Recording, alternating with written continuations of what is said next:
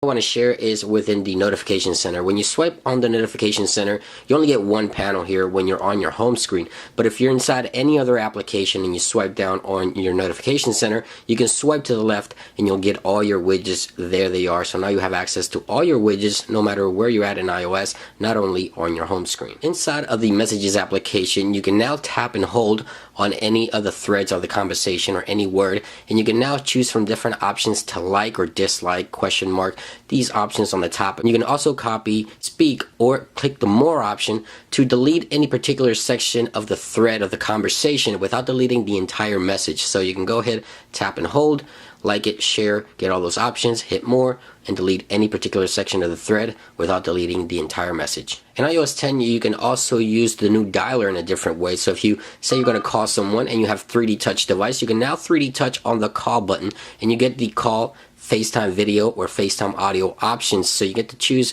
what you're going to be doing with that particular contact before you even call it. Inside of the clocks application, we now have a new option within the stopwatch. Not only do we have the digital stopwatch, but if you swipe to the left, you also get this new stopwatch here for iOS 10. Inside of the Maps application, you can change it into a dark mode. You tap on this eye up top here and you change it to satellite.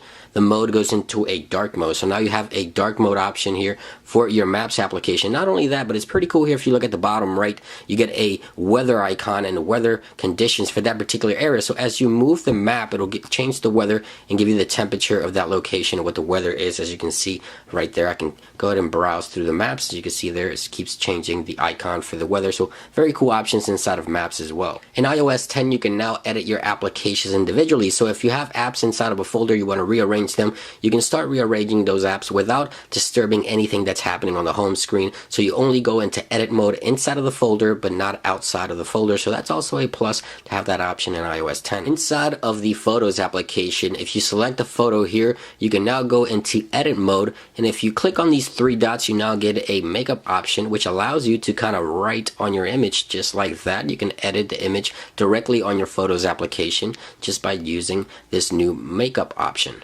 And by the way, I wanted to add this one inside of the Home application. It's not really a new feature, but I wanted to share with you guys because it is two wallpapers, which I did share with you guys on Twitter. But in case you didn't get them, if you click Get Started here, you can go ahead and choose the existing wallpapers, which will be this one here, which you can go ahead and screenshot it and then just edit the bottom section where it says cancel or set.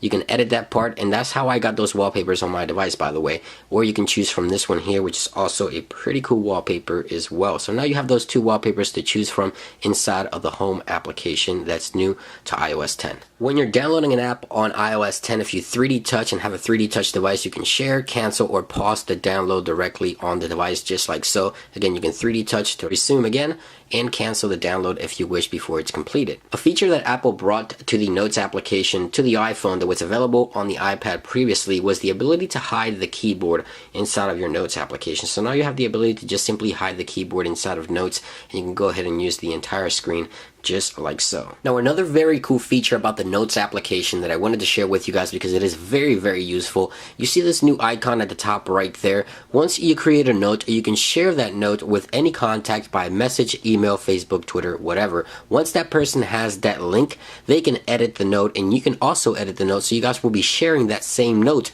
So for example, if you have a list of groceries that you have to do, you can edit that note and that other person will see it through the cloud. It'll edit on their end, and they will also see the new adjustments to the notes and vice versa, so you can go ahead and share it back and forth different notes, and it's a very useful feature in iOS 10 as well. If you head on over to your widgets panel here in iOS 10, and you can scroll down, now have a battery widget that you can place on your widget section just like that, and it gives you the battery percentage of your iPhone and also your Apple Watch. In iOS 10, there's a new feature for the iPhone 6s and 6s Plus that's called Raise to Wake, and basically awakens your device when you bring it up just like so. Now, if you don't want that feature on, I know a lot of you guys are saying that this keeps your iPhone constantly turning on and off the screen. You can go into the display and brightness and turn that feature off, but it is available right there under the display and brightness in case you do not like that option. I personally do enjoy that feature here on the iPhones, so there you guys have it. That is how you turn it off. Now, this next feature I did cover on my full walkthrough of iOS 10 when it was first launched, but those of you who didn't catch it, here inside of general accessibilities, you can now turn your iPhone into a magnifying glass by simply turning on this switch and triple clicking on the home button. and it gives you the option to turn on the magnifying glass and basically allows to turn your iPhone into a magnifying glass. Simple as that. Very cool feature and very useful feature available for iOS 10. In iOS 10 you also have the option to double tap on a word and ask Siri to spell it out for you, just to spell check it.